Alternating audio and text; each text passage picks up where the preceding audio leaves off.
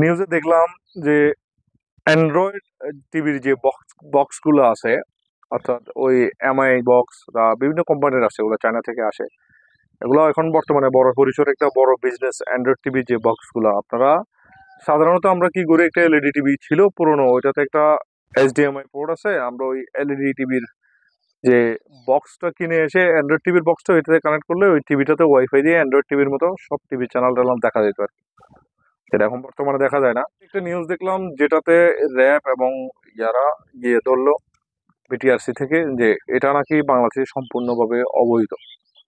আমার প্রশ্ন হচ্ছে, যদি এটা অবৈধ হয় তাহলে এটা ইম্পোর্ট করলো কারা এবং ইম্পোর্টের পারমিশন দিল কারা? লাইসেন্স মাধ্যমে যে ইম্পোর্ট করা হয়েছে ওদেরকে লাইসেন্স দিল কারা? আর যদি অ্যান্ড্রয়েড টিভির বক্সটা যদি অবৈধ হয়, যেটা দিয়ে টিভি চ্যানেল দেখা যায়, তো অ্যান্ড্রয়েড টিভি গুলো কোন কাজে আসবে বলো তো?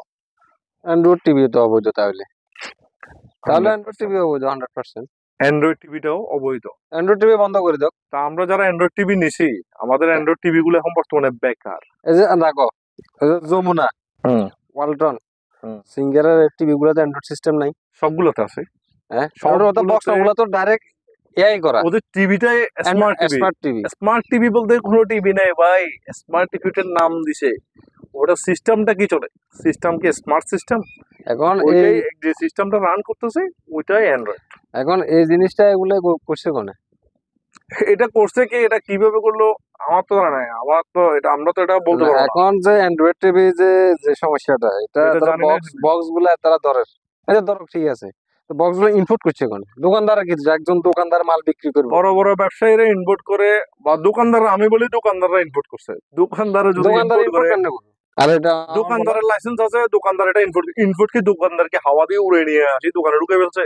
এটা এয়ারপোর্ট দিয়ে আসলে এয়ারপোর্টে চেকিং হয়ে আসছে, আসে না। যদি পোর্টে দিয়ে ইনপোর্ট হয়ে আসে তাহলে শিপে করে আসছে, পোর্টে এটা চেকিং করা হয়েছে, ভ্যাট দেওয়া হয়েছে সরকারকে, তারপর আইসে মার্কেটে আসছে আর কি। এটা মার্কেটে আসার পরে এখন আমার কথা হচ্ছে, এটা যদি মার্কেটে বিক্রি করলে অবৈধ হয়, সরকার এতে রাজস্ব হারাচ্ছে।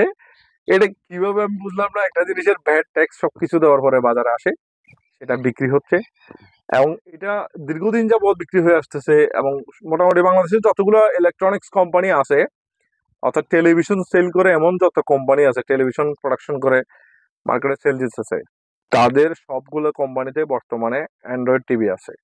এবং অ্যান্ড্রয়েড টিভি যদি অবৈধ হয়ে থাকে, অ্যান্ড্রয়েড বক্স যে ডিভাইসটা, শুধু ডিভাইসটা অবৈধ করলে তো হবে না, আপনাকে যদি অবৈধ করতে হয় তাহলে অ্যান্ড্রয়েড টিভিটাকে অবৈধ করেন। অ্যান্ড্রয়েড টিভিটা যদি অবৈধ করেন, আর অ্যান্ড্রয়েড ডিভাইস যেহেতু অবৈধ, আমরা তো ধরে নিতে পারি যে অ্যান্ড্রয়েড টিভিটাও অবৈধ, যেহেতু ওটার ভিতরে স্বয়ংক্রিয়ভাবে ডিভাইস ইনস্টল করা আছে, যেটা আমরা অ্যান্ড্রয়েড বক্স গুলো টিভিতে আউটডোর থেকে লাগাই এইচডিএমআই কেবলের মাধ্যমে। সেই ক্ষেত্রে কিছু অ্যান্ড্রয়েড টিভি কোম্পানিদের আছে যেগুলোতে ভিতরে ইনস্টল করা আছে সিস্টেমটা, তাহলে ওইটা কেন অবৈধ হবে না?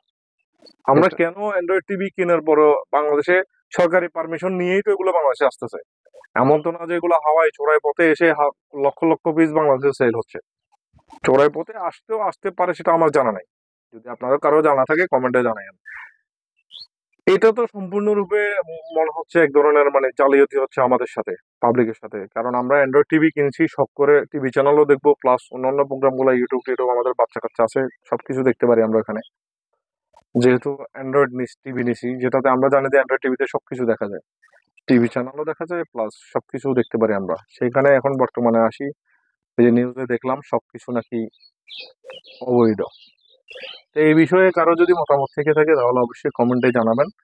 ধন্যবাদ সবাইকে, ভিডিওটা শেয়ার করে দিবেন।